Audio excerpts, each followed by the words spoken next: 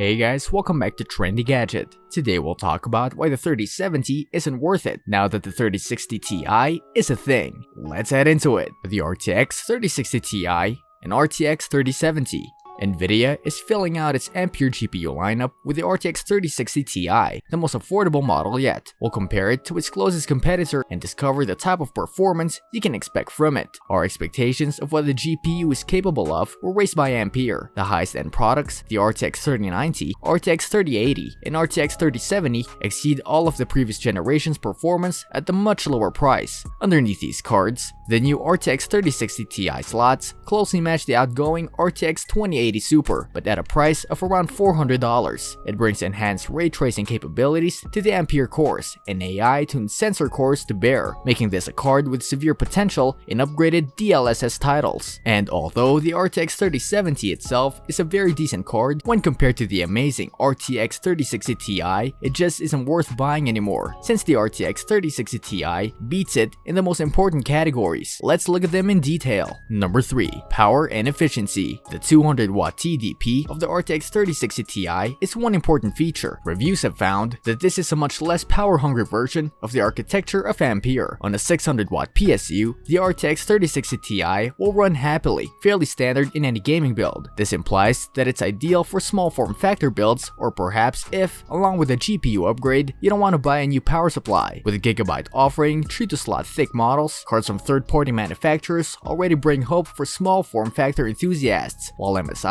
and Zotac have twin fan offerings that fit into a wider variety of cases.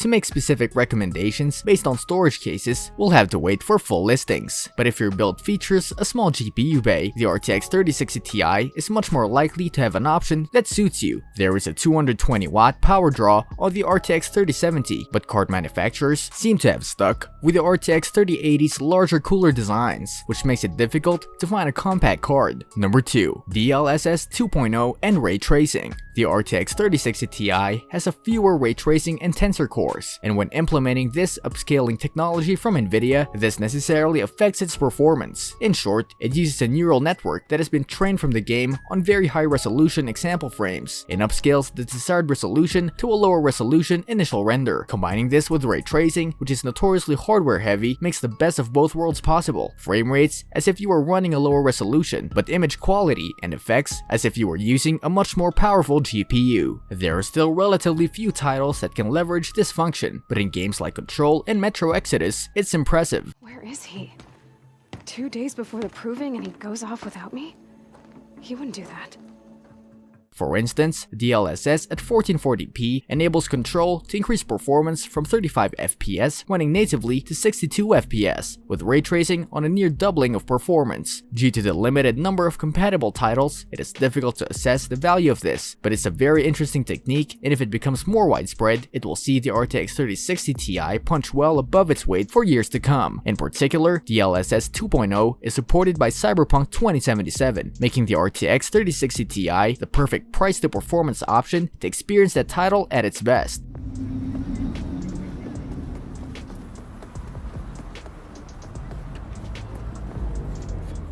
The nature of this technology makes it the perfect pairing with the RTX 3060 Ti to allow lower power GPUs to perform like more expensive options. Number 1. Pricing and availability. Here we find the core issue of this GPU is likely to be, just as it was for all the GPUs released this year, will it actually be available, and what pricing will it be like? Since its release, Ampere stock has been slim to non-existent, leaving many potential buyers frustrated. Another desirable offering is that RTX 3060 Ti, and it appeals to a wider market than the more costly cards. It, therefore, seems safe to assume that inventory will sell out quickly once again, and may not reappear until the beginning of 2021. With Nvidia pushing a competitive $399 price point, pricing is another thorny issue, but partner cards cost $50 to $100 more. This is a card that represents excellent value at the recommended price, but loses its brilliance as prices rise to the $650 price point that can net you an RTX 3070 entry level that will outperform it significantly.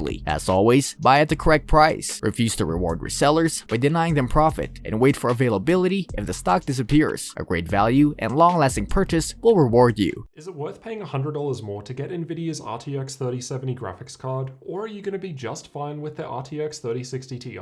Conclusion: the RTX 3060 Ti continues the trend of high performance at a very attractive price by releasing the Ampere GPU. For high-end or competitive 1080p gaming and all-around 1440p gaming, this GPU is an excellent option. You would do well to find a budget for a 3080 if you're really looking at a higher resolution such as 1440p, ultra-wide, or 4K. But the RTX 3070 just isn't worth it, since RTX 3060 Ti is a great GPU for those who want to experience the latest games at the highest settings at 1080p and 1440p. The saving of $100 over an RTX 3070 makes it the best Ampere card to date, and we suggest this is the most appropriate GPU for most PC gamers. The 3060 Ti is still definitely offering good performance, so combined with a better price, it's just a better value pick. Hopefully, the supply will improve as we put 2020 behind us, and you will be able to enjoy the fantastic capability of this latest Nvidia GPU. What do you think about the RTX 3070? Do you agree that the 3060 Ti is a much better buying option? Let us know in the comment section. This brings us to the end of our video. I hope you enjoyed it. Hit like if you did, and don't forget to subscribe to our channel so that you don't miss any of our videos in the future. Also, watch the 2 videos that are on your screen because I'm sure you'll love them. With that, I'll see you in the next video.